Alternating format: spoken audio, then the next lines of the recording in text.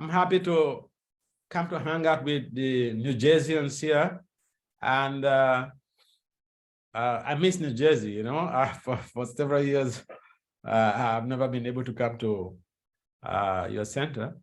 And today's topic is very pertinent because when we have to make a presentation, at least academically, the question is, for a researcher, the question is, you want to write, you want to make a presentation, or you want to say something about a particular topic.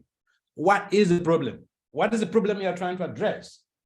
Is it just a system of paratology, or are you addressing the problem? You want to repeat what others have said and get purified, or you really want to apply this information or this spiritual technology in everyday reality to be able to create a positive spiritual change? So yeah, the answer is yes. Because Saranagati is about the explication of how the devotees of Lord Krishna could surrender. Is the process, the surrendering process. We have heard about surrender, surrender, surrender. You know, it's very common in our system. We quote this verse from the Gita, Krishna enjoined that we should give up all other activities, all other religious pursuits, and just surrender unto him. But then the question is, okay, that I remember the verse. Sarva dhamma pareto ja mame kam saranam praja. Aham tvam sarva pebyo. Moksha yishami masucha. So it's a common theme. We quote this verse, we preach it, but what is the actual process of surrender? That is what Bhakti is unveiling in his writing on Saranagati.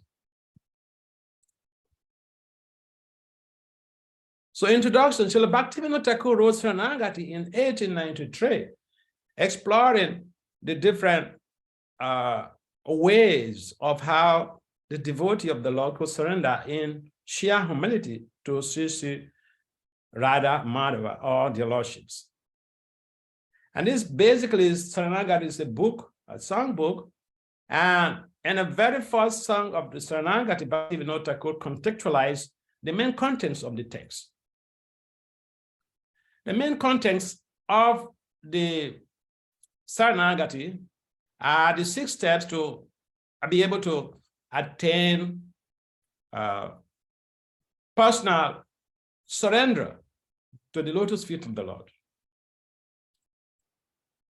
So the whole book is about, the whole literature is about how to surrender and the process of surrender.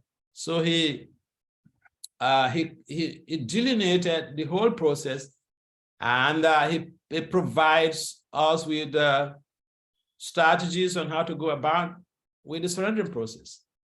Definition of Saranagati.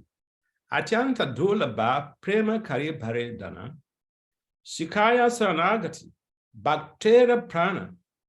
This is Saranagati 1.2.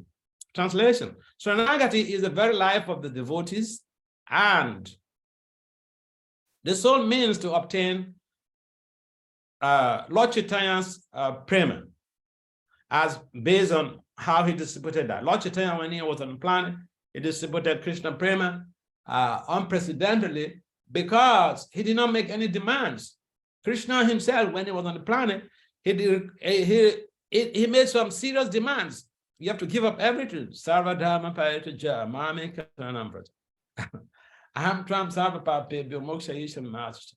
If you surrender everything and give your life to me, then I'll give you the protection. I'll burn all of your sinful reactions. Lord Chaitanya, being the all-merciful incarnation of the Lord, he did not require anything for us. He did not make any, he did not create any demands.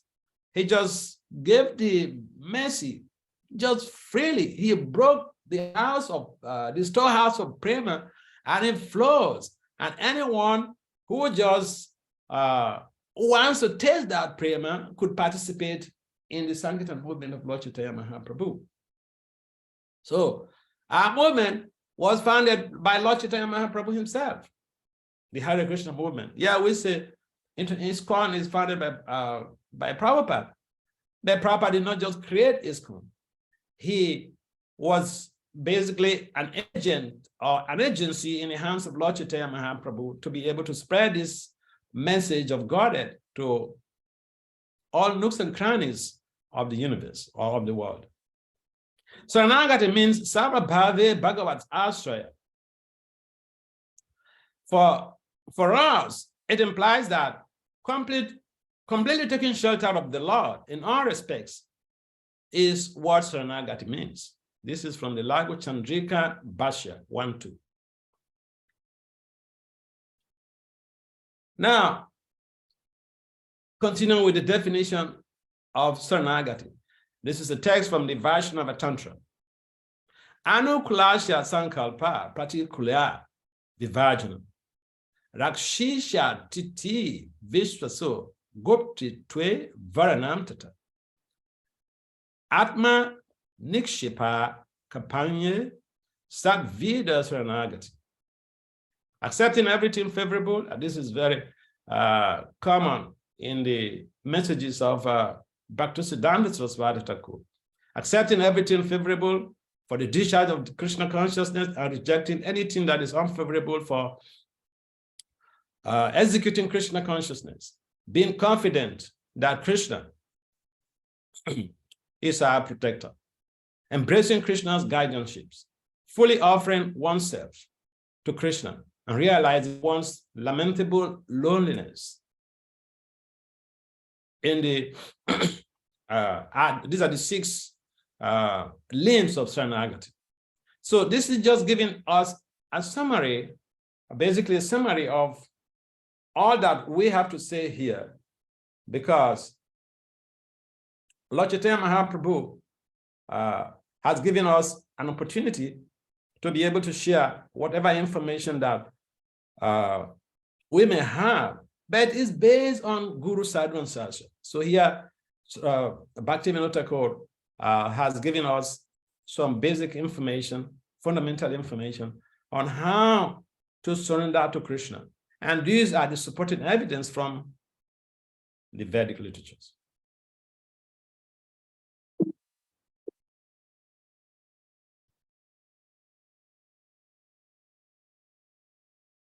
Next slide. The 6 steps of Saranagati.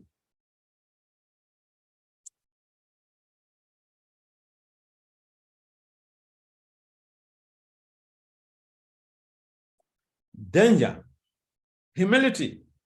In section 1, we have this concept of humility. In fact, even in the Bhagavad Gita itself.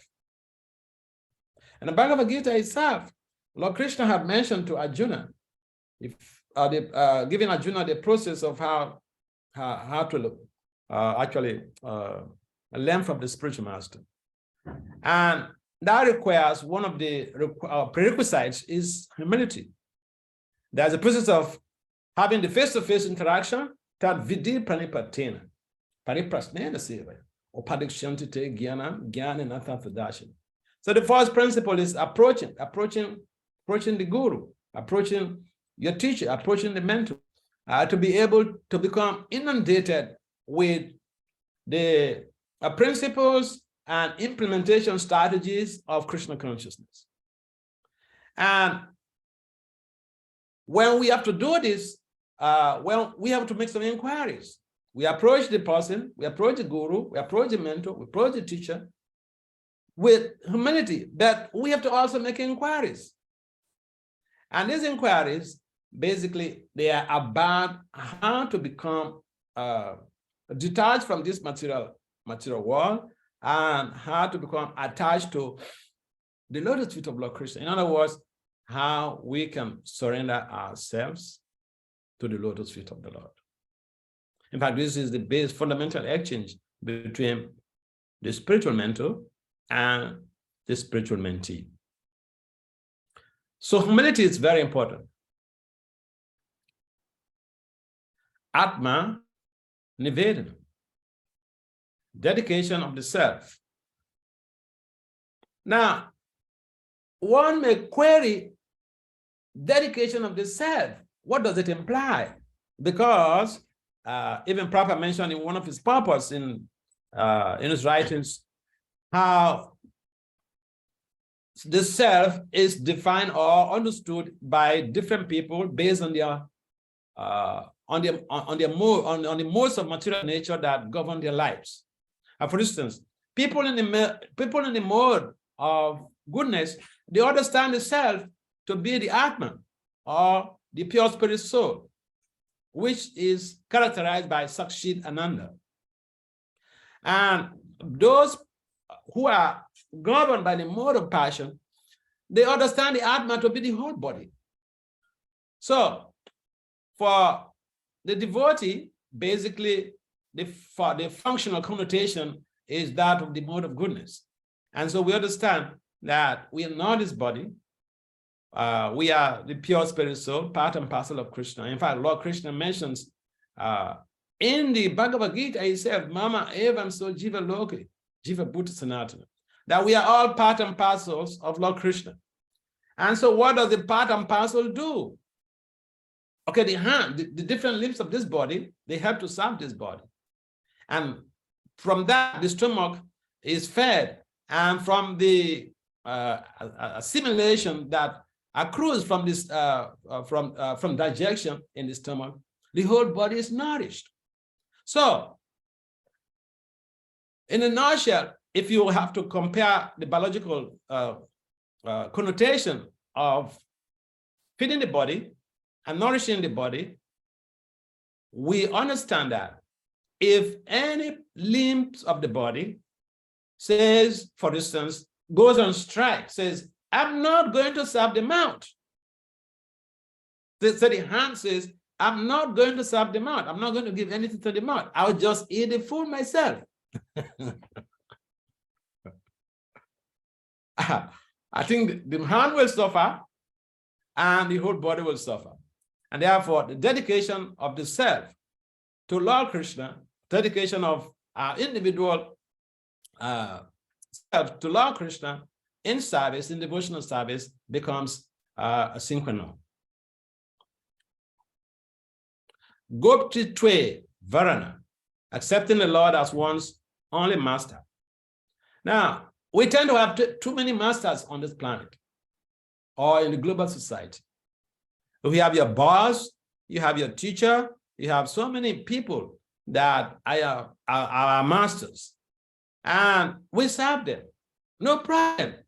But the demand in Saranagati is that internally we should accept the Supreme Personality of Godhead as our only master. All of the masters, they are temporary, their relationship with them is very temporary. And therefore, we have to focus on the permanent master, or the all-powerful master. Krishna is omniscient, is omnipresent and omnipotent. And so we will be glad to serve a master who doesn't die. We'll be glad to serve a master who is all-knowing. We'll be glad to serve a master who is all-powerful. And these are the qualities that only Krishna has. And so we accept Lord Krishna as our master in all.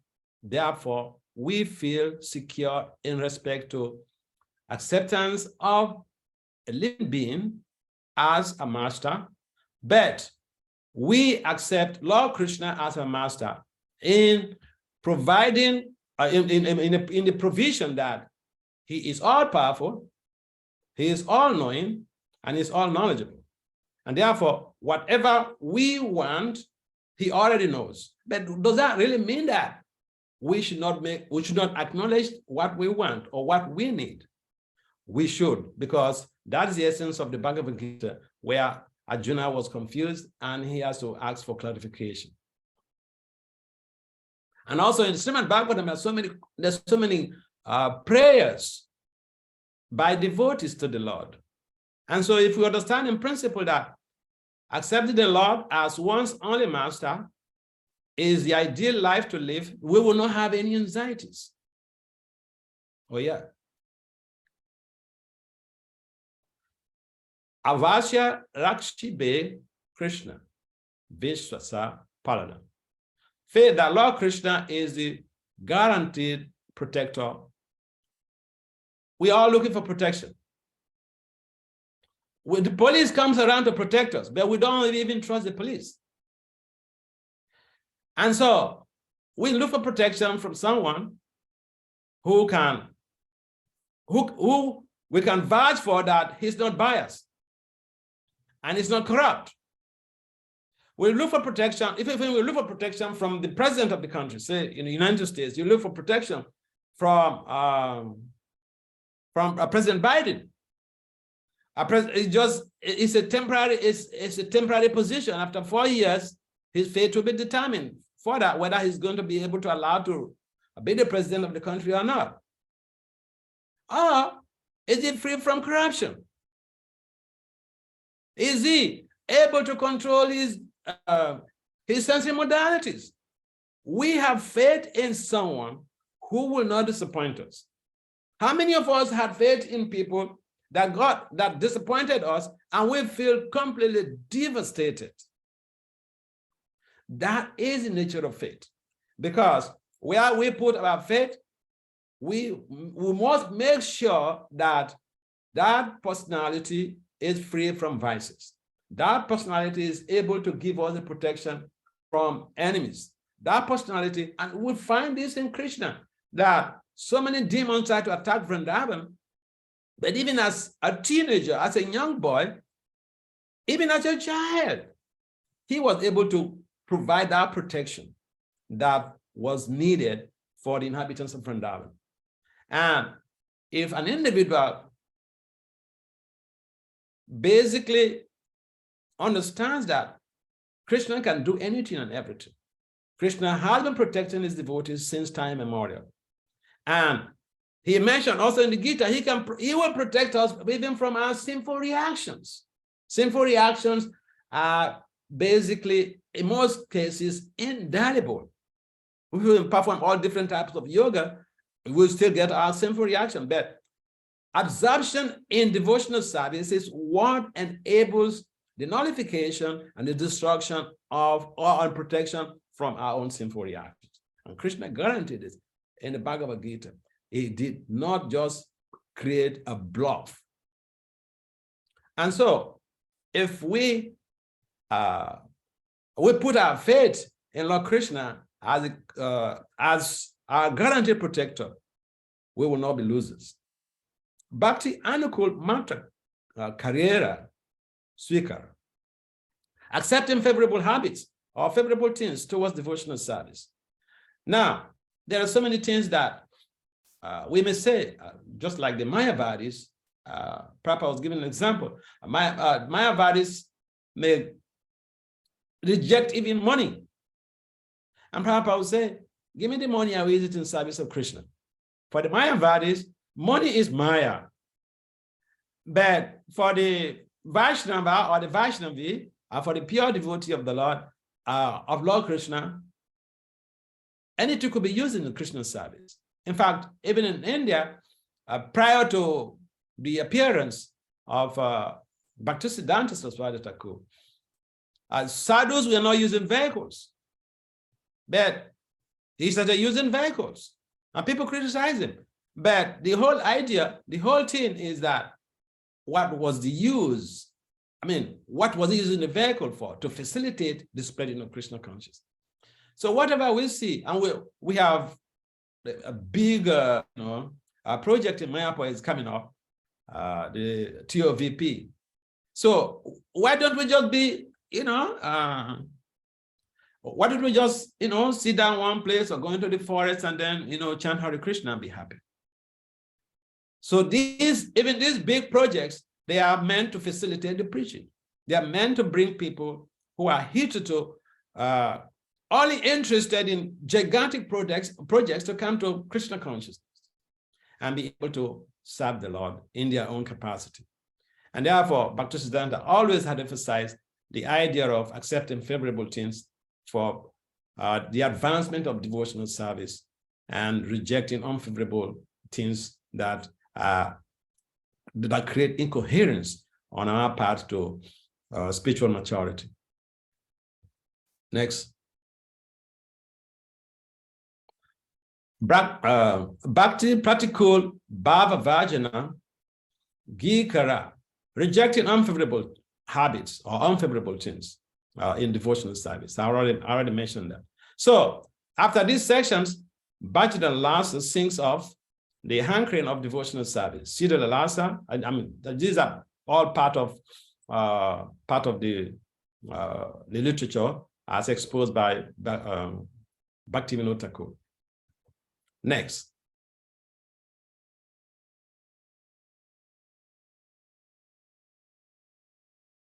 So humility, again, back to humility. This is what Prabhupada had to say in a conversation in Bombay. This word is changed now. The name is changed now to Mumbai, but this is the original stuff that was that is found in the literature. So Prabhupada has something to say about humility. This is the first requirement in the process of trying to get spiritual knowledge. And for instance, one may have so much of information culture about spirituality. And if one does not come to the level of, I have no knowledge, have to go to someone who has knowledge, then there will be no question of transmission of knowledge or transmission of spiritual knowledge, devotional knowledge. And therefore, Prabhupada had mentioned that this is the pre-requirement. This is the pre-requirement in the process or in understanding or in appreciating the value of humility, that we have to understand we don't know anything. And this is perfectly exemplified by Sri Gautama Muni's, one of his disciples. And this student, I think a number of us have had that story. This student was born by a maidservant who didn't even know who his father was. And so he had approached his mom that he wanted to go and see some guru to take shelter of a guru and then get some spiritual training. So he asked the mother, who is my father? Because they're going to ask me who is my father. Why? The first major things they want to know is my lineage. So the mother said, this was my situation. I was a maid and I was having affairs with different people. So actually I don't know who impregnated me to have given birth to you. So when this boy, he went to meet Gautama Muni, and then he requested to take shelter of Gautama Muni. Gautama Muni asked him who his father was and to be able to figure out his lineage. But then the boy was so sincere, he told Gautama that this is what the mother told him. And Gautama said, you're so sincere, so you're a Brahmin. And so I will accept you. So now getting to the lane of humility, and after acquiring so much of knowledge, what should we surrender to someone? So this boy was given a test by Gautama. He gave him, Gautama Muni gave him, I think 400 cows, and these cows are characterized by leanness, lack of strength. They were feeble cows. So Gautama told him, go and take care of these cows. And by the time you have been able to make to make up 1,000 cows, before you come back, you make 1,000 cows, healthy cows, out of these very 400, cows that are very much like in a sickly state. So this boy, he went out after grazing the cows, they were multiplying, and the cows were multiplying, and it got up to 100. So he decided to come back to the ashram But as he was coming, he had some knowledge by the mercy of the devas. He had knowledge from different devas. And so he was fully equipped, effulgent with, a high knowledge. And when he came, Gautama could perceive that the boy was fully equipped with sophisticated high knowledge, spiritual knowledge. And he approached Gautama and said that I want your instructions. I don't know anything. Please instruct me. And so Gautama was a little bit surprised, because here is somebody who has gotten so much, who has been imparted with knowledge from devas, Agni, Vayu, and one of the other demigods, one of the other major demigods. They imparted knowledge to him. And Gautama saw him as someone, as an emblem of humility. And this is basically what Prabhupada is mentioning here about humility, that even we have so much of knowledge, we have, and the process of spiritual life requires that we have to seek for shelter from someone who is going to guide us, because it's just so, it could be so confusing in this material world. Even Arjuna was confused, and he got clarity from his spiritual master, the Supreme Personality of Godhead, Lord Krishna. And so it takes humility to be able to take shelter of someone. It takes humility to surrender to someone. It takes humility to get trained by anyone.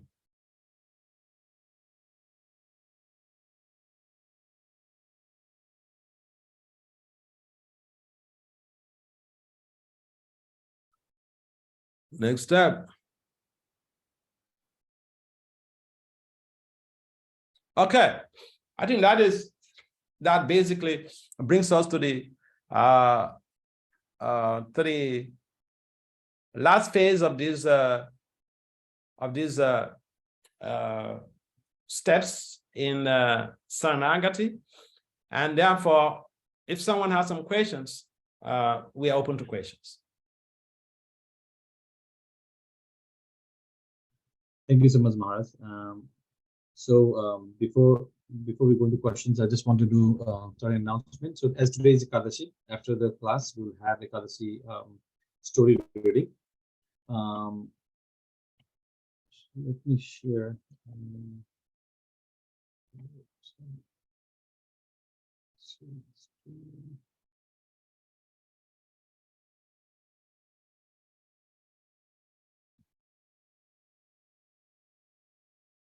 So you can see my screen. Every Wednesday we have Wednesday Sangha. You can join every Wednesday, and at 8:30 p.m. So this is virtual. Please let anytime devotees can join. And this Sunday we have His Holiness Chandrasekhar Maharaj coming to our center. So make a note of the new timing we have. I think devotees are not noticing the timing. So the 4:30 p.m. is our new timing, with Kirtan. So please join the program on time. And we have weekly Bhakti Vrikshas. If anybody wants to join our weekly Bhakti Vrikshas, please join. This is really good for all the ages. It's very homely environment. You can learn Krishna conscious philosophy. And every day from Monday to Friday we have Bhagavad Gita reading. Kindly join that. It's about from 12 p.m. to 12:15 p.m. and every morning, as we have japa from 6 a.m. to 8 a.m. So we also have been trying to work on our social media, trying to put some videos and everything. Please visit our YouTube channels and try to subscribe it. You can also see our all the recordings there. Devotees work hard to put all those videos there. You can subscribe our channel. Today we have uploaded a japa video, so devotees can hear the japa videos. It's really very good. So you can utilize these videos to improve your Krishna consciousness. Thank you so much. So if anybody has any questions, please let me know, chat, or they can raise hand or ask Maharaj. So Maharaj, actually, you visited the center. I think we went together actually to see the center for the first time. Yeah. And then we kind of figure out we are very fortunate actually to have you there. Going to the center, and because of that, I think maybe we are continuing and it's really flourishing and progressing our center. So thank you again so much for your guidance. We are very, very thankful for that. You're welcome. The New Jersey is a small state, but New Jersey had three temples, so that's very intriguing. So keep up with your hard work. It's very challenging to preach, especially in Kali Yoga, but you're making very serious progress there in New Jersey. So I appreciate that. 4, Maharaj. 4. Four now, eh? Yeah, one just got registered last week. Wow, congratulations. Wow. Hudson County. That's good. That's good. Narottam Prabhu. Okay. That's very good. Ramchandra, thank you very much for your wonderful efforts there, Thanks, Maharaj. Looking forward to having you here. Yeah, when I come back to the US. Yeah. Definitely come. All right. If there is no questions or no comments, we'd like to adjourn this meeting. So I would like to ask a question, Maharaj. We Yes. definitely talk about Sure. Saranagati a lot, right? So sometime and you pointed out I want to surrender, right? But that aspect of being guided, right? How should I surrender, right? That sometimes missed, right? So that we actually really, rather than progressing, sometimes we miss the real essence, and we are just hanging around in Krishna consciousness. We might be there in coming to temple 20 years, 30 years, but we are still there. We're not really progressing. So why is that? Why my surrender is not cultivating, growing? What we have to do? Yeah, we are afraid of giving a life to the system, because giving a life to the system is very challenging. Okay, so I'll give you an example of I'll give you an example of my own life. See, I accepted a spiritual master, and he gave me, always had put me in a test, giving me very challenging, very difficult services. I remember when some devotees were killed, 6 devotees were killed in West Africa, in one of these, I think in Liberia or so. Yeah, he asked me, this is the work of the spiritual master. Are you surrender to the spiritual master? Are you ready to give your life to the spiritual master? Are you ready to give your life to Prabhupada? So he told me, Vasudev, the war was still on. Vasudev, go to Liberia and find out how the devotees got killed. I flew into Cote d'Ivoire, the neighboring country. There was a temple there. The temple president, a disciple of Bhakti Swami, he sat me down to educate me why I should not go to Liberia, except I want to get killed. So I looked at him in the face and asked him, between you and the guru, whose order should I follow? I told him, get out of my way. So to accept the process of Krishna consciousness could be very challenging. But when we accept the process also is, it encompasses empowerment. Because when we give our life to the process, it's like the case of Arjuna. Arjuna was hesitating to do the needful. Krishna said, look, everything has already been done. You are just going to be an instrument. You just get the the credit. So we should be able to understand that what happened to Arjuna in getting the credit for whatever that has already been done. Everything has already been done. We are just being put into a test to see whether we want Krishna or we want something else. So the bottom line is that we are not taking responsibility.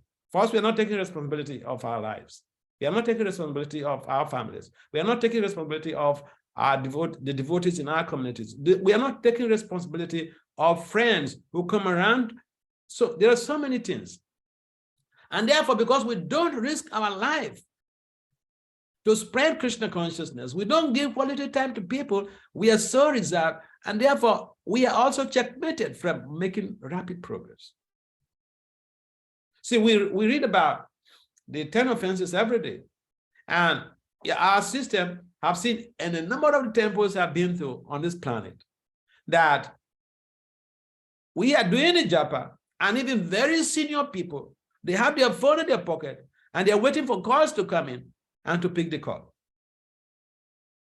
Or they have the phone right before them, in front of them as they're doing the japa, and they're waiting for some messages. And I've seen this. It's not a blasphemy. I've seen this with most senior people. I've seen this. So when we have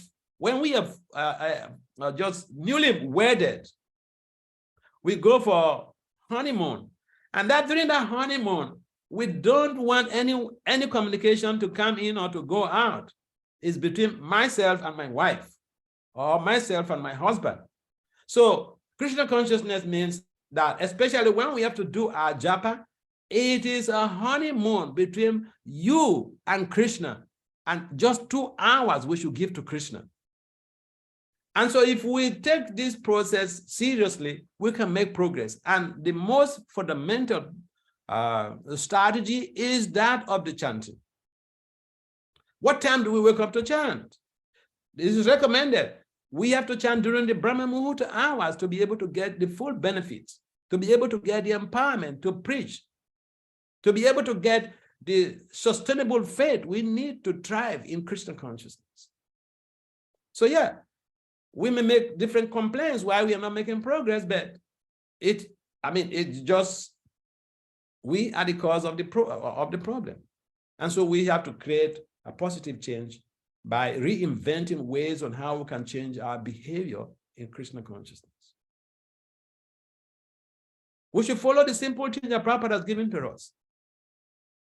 Prabhupada never wanted us to eat biscuits. Why? Because the people who made the biscuits and the bread out there, they are grains, and their energies, their consciousness goes into the grains. And so when we eat it, we are also imbibing their consciousness, and therefore eating our boga was not allowed by Prabhupada.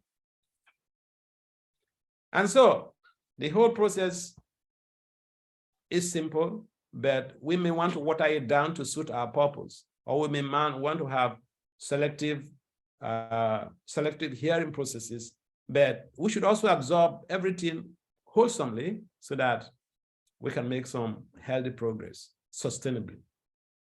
Yeah, it should begin with when we chant, how we chant, because that is the foundation. Krishna is the beginning, the middle, and the end.